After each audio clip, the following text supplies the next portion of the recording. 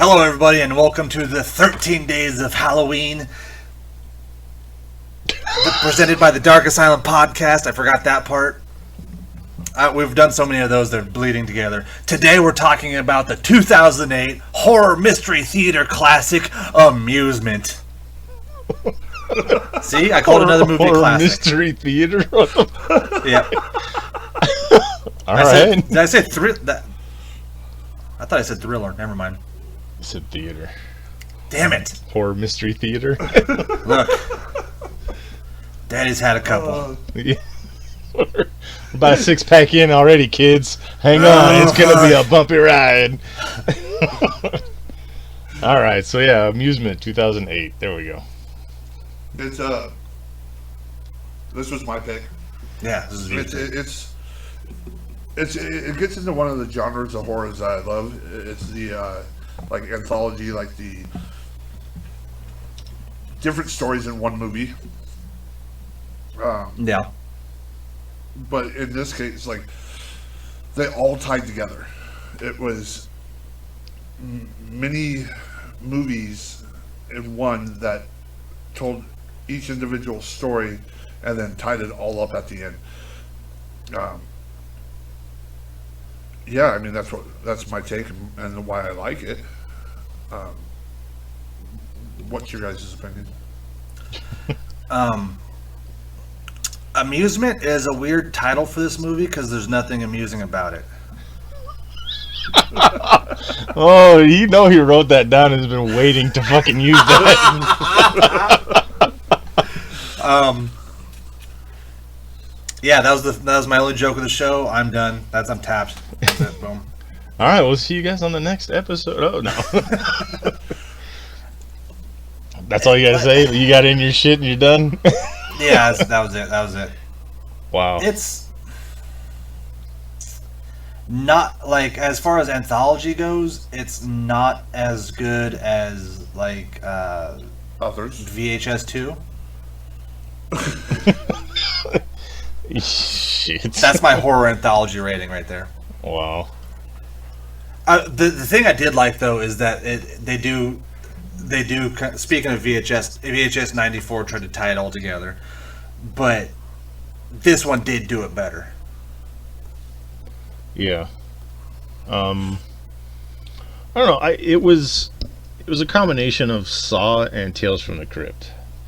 So you got all these different intersecting stories, and they each refer to like a final girl in each of the stories, and then it all comes to a head at the end where this dude basically made a compound that's set up like Saw. It's just to fuck with these chicks that, you know, made fun of him. So it was like, all right, dude. So, Ultimate incel. I was trying to get your guys' opinion before I went into this. So basically the story is this dude's fucking a whack job. When he was younger, he would do stupid shit. Like they had to make some little box where you look in and it gives you like a kaleidoscope type thing. And dioramas. Yeah. I remember doing that shit in elementary school. He ends up having this rat that's like fucking got it's still alive with its fucking skin pulled back and you see its innards. And he's thinking it's the greatest thing in the world as he's showing all these kids. And these girls are like, ooh, that's gross. What a freak. And fucking just like dogs them. So as they're older, childhood. Yeah, I was gonna say, right. I remember that. As they're older, like this one real. girl, she's at this house babysitting and she's getting creeped out. There's like clowns everywhere. There's this like really big one in this bedroom, and the phone rings, and it's the mother or whatever. And she's like, "So how's everything going?" She's like, "Oh, it's good, except for that really creepy clown you have in your room." And she's like, "What clown?" "No, the one in the rocking chair." And she's like, "I don't have a creepy clown in the rocking chair." And she looks back, and it's gone. And why the chair is rocking? It's shit like that creeps me out because it's like, is there? I mean, a human could really be in somebody's house hiding and doing stupid shit like that. You know, it's something that could really happen. Yeah. And like Darkness said at the end, it's that he builds his compound and has them all fucking sprawled out through it. Like he fucking has the one girl tied up like and looking like what the rat did in the box. Yeah, she's all flayed open and put on display and shit.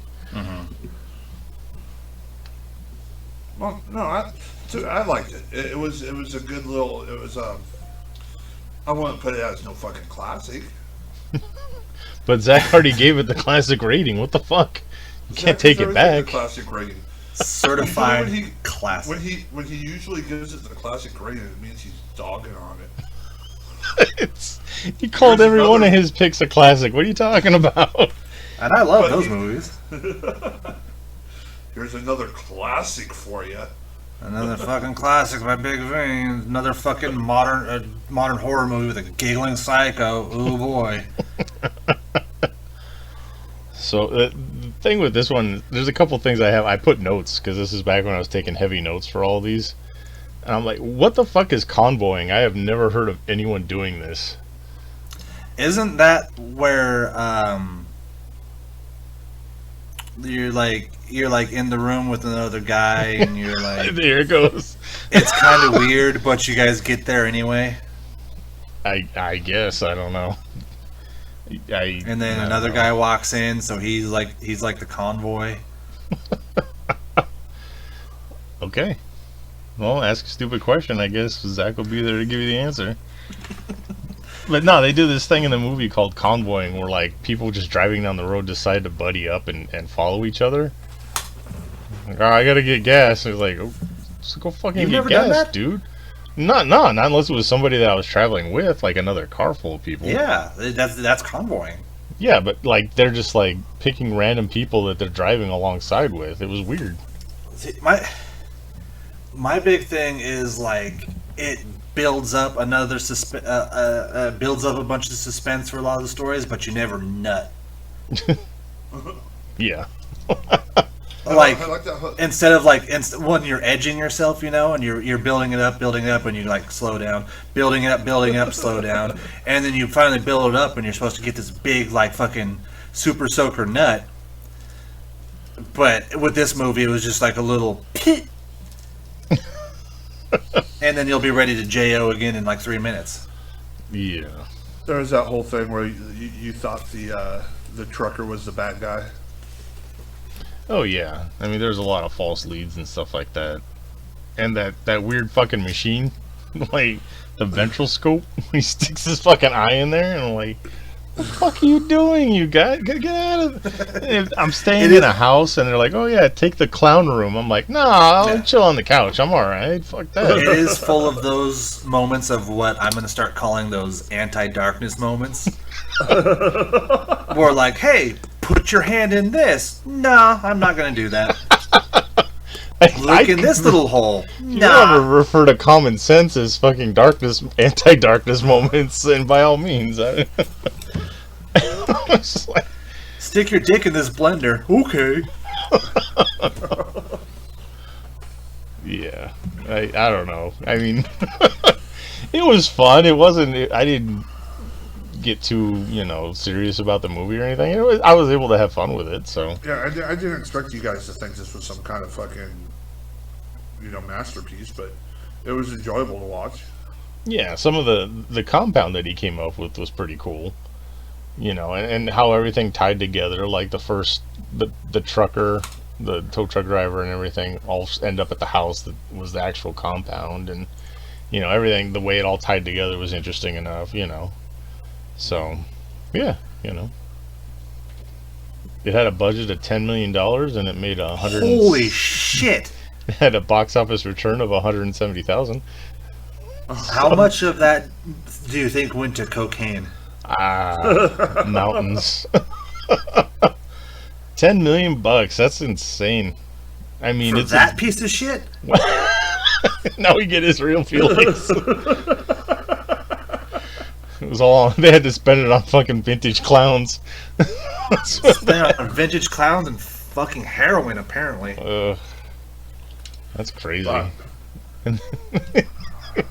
170,000 return.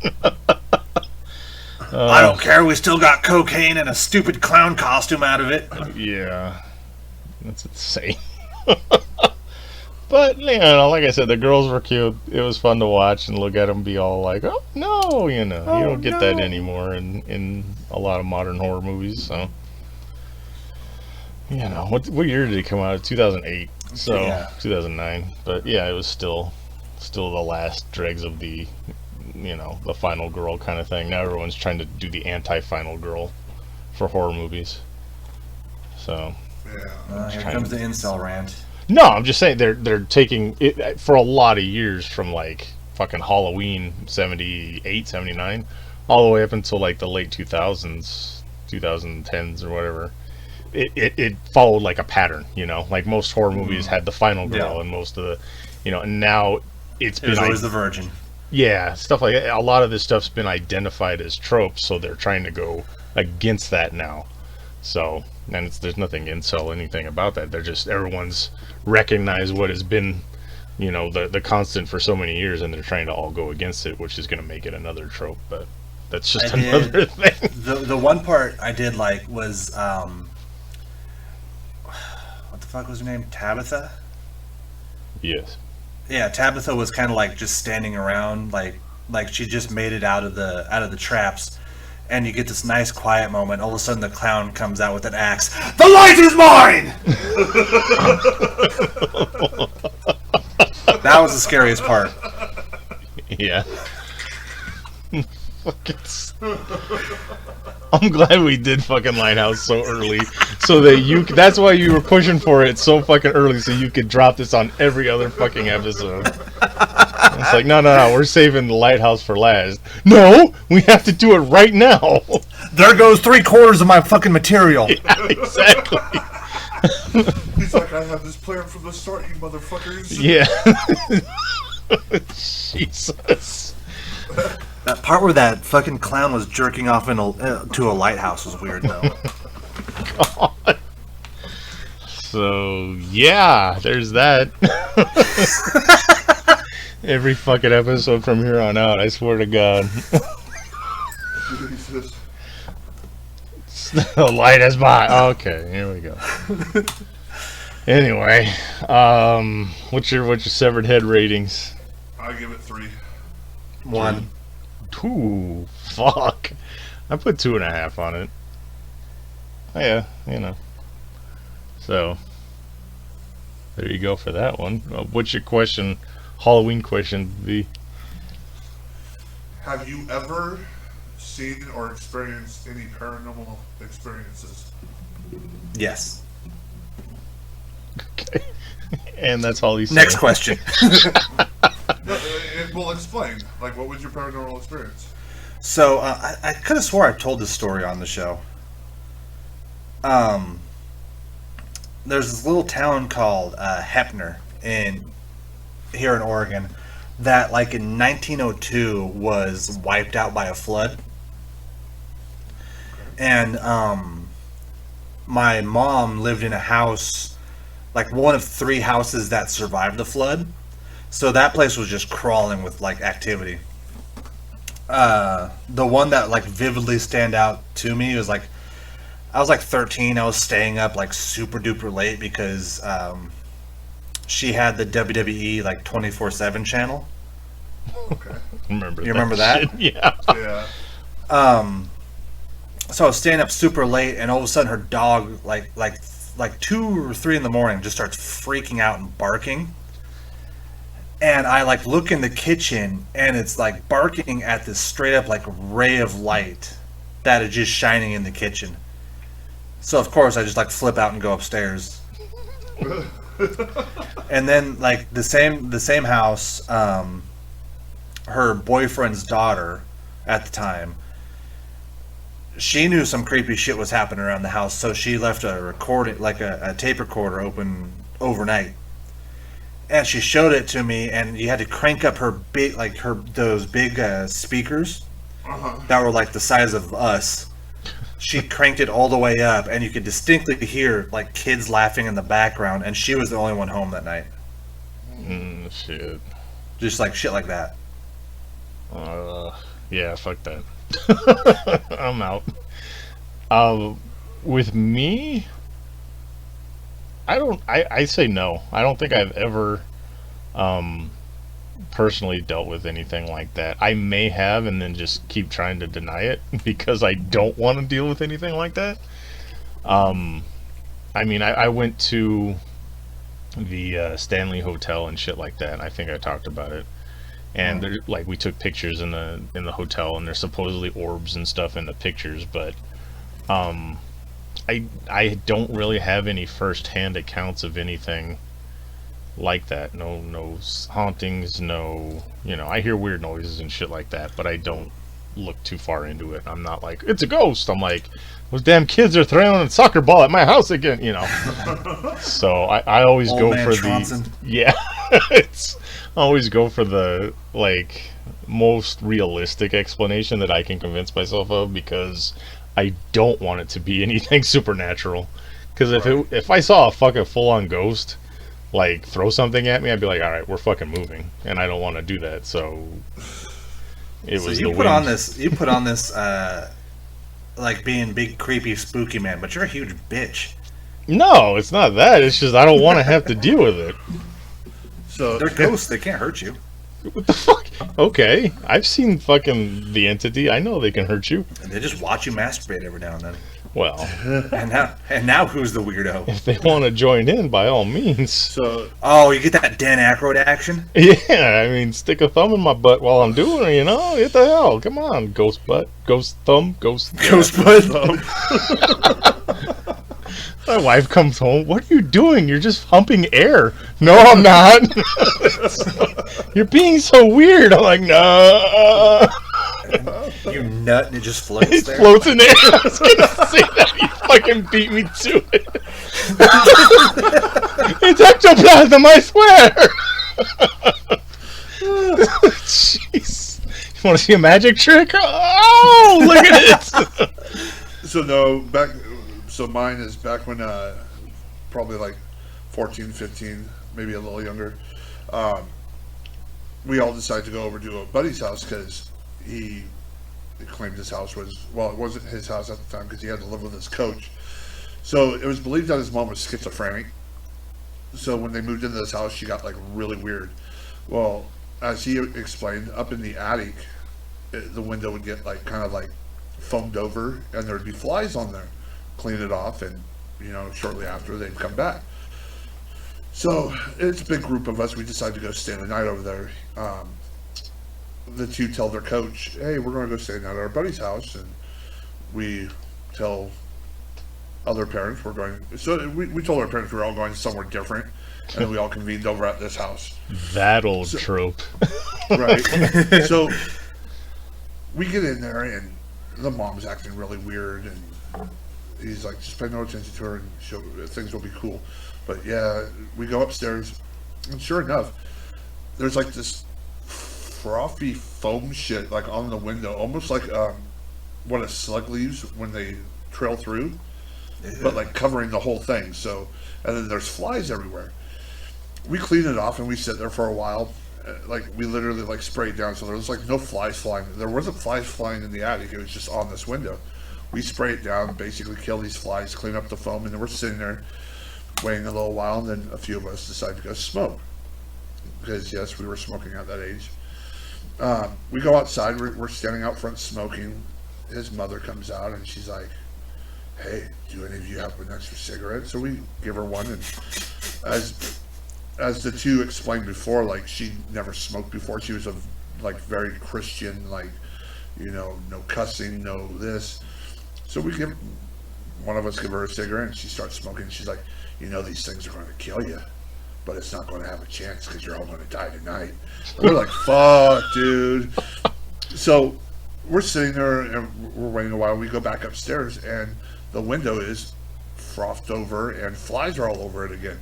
And they're like, this happens all the time. You can't get it to go away. And it's like, okay, that's fucking strange. So we go downstairs, and we all decide to, lay down. It's getting late, and the mother's in the room, and we're all laughing and giggling, and she's like, "You little motherfuckers need to shut the fuck up." And we're like, "Oh, it's Dominic." Well, Dominic was not having it. He's like, "It's not me." And she's like, "You shut up, you little motherfucker." And she would come out and like do this little scatter and get in front of his face, and we decided, fuck it, we're going to the school, and we go to the school, and she ends up showing up and telling us we're all going to die again. So we end up staying awake, waiting until light, and took off.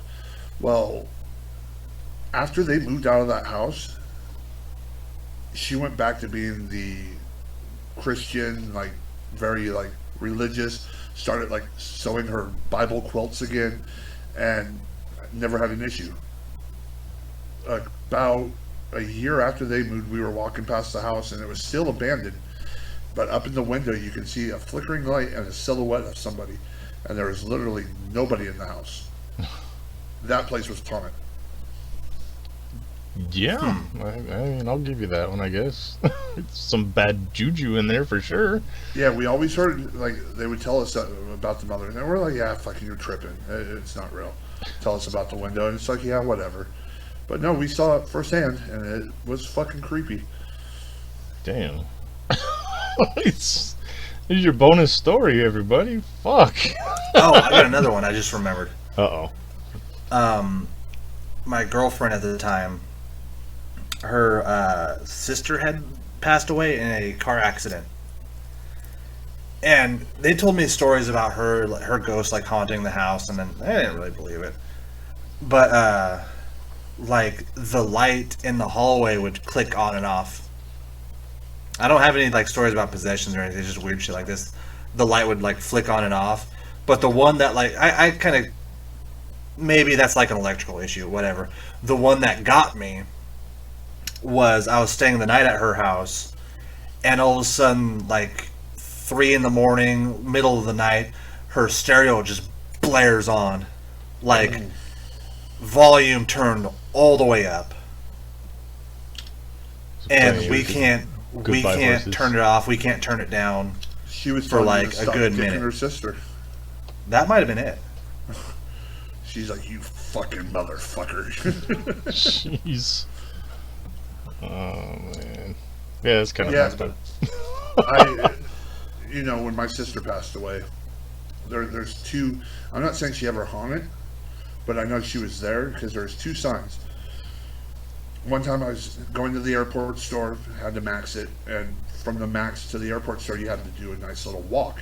It was pouring down rain, and I was just, I was cursing, I was pissed, I was like, motherfucker, dude. I literally get right to the street waiting to cross the road where the store is. It stops fucking raining, the sun comes out, and that's not the kicker. It was basically my sister laughing at me, like basically like, haha, I did this to you, you fucker. It was because this SUV pulls up beside me. This fucking little homie G white guy is sitting there, and Dashboard by the Paradise Light, one of my sister's favorite song by Meatloaf, was playing through the radio. And he's sitting there just kind of like chilling, like jamming to it, and I'm like, you fucking bitch. I'm like, I could just feel her laughing. And then the other time that basically I knew she was watching was I was doing Dirty Dancing twice a year. I switched that up now. I would watch Dirty Dancing on her birthday and the anniversary of her death. Oh, I thought you were like reenacting it. No, I can't remember which one it was, but I didn't have I didn't have the movie anymore. And I'm just like, whatever, fuck it. You know, it's been a few years. You know, I can go a year without it. And at work, we're doing this meeting, and I got an award for like doing the most leads or whatever. So I got to go up and reach into a paper bag and pull out a prize. Well, I ended up pulling out Dirty Dancing. That's fucking creepy. Like, and here's the creepiest part: the person who put the bag together and the person who actually bought all the gifts she didn't buy Dirty Dancing, and and the person who put the bags together never seen Dirty Dancing going in there. She's like, if I would have saw that movie, I would have kept it for myself. Shit. And yeah, so I was like, oh yeah, you bitch. I'm like, you're gonna make me watch it anyways. That's pretty crazy. Mm-hmm. Huh. I feel bad because I got no stories to tell. I got shit. That's fine. I got like Nope, nothing here. So Yeah. Well, you live a Alright. boring life, you uncultural fuck.